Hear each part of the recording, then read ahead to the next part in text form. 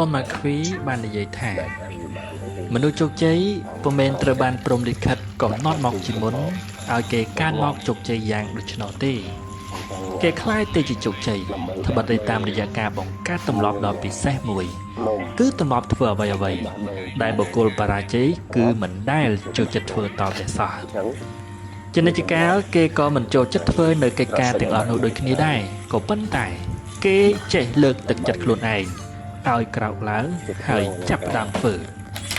រីឯលោកតាជីមរុនក៏បានគ្រប់គ្រងនៅគំនិតរបស់ដនម៉ាខ្វីយ៉ាងពេញទំហឹងតែម្ដងតាមរយៈញត្តិគ្រប់គ្រងរបស់គាត់ដោយមានបំណុលថាយើងអាចធ្វើអ្វីក៏បានប្រសិនបើយើងមានកម្លាំងជំរុញចិត្តដ៏ត្រឹមត្រូវនិងគ្រប់គ្រាន់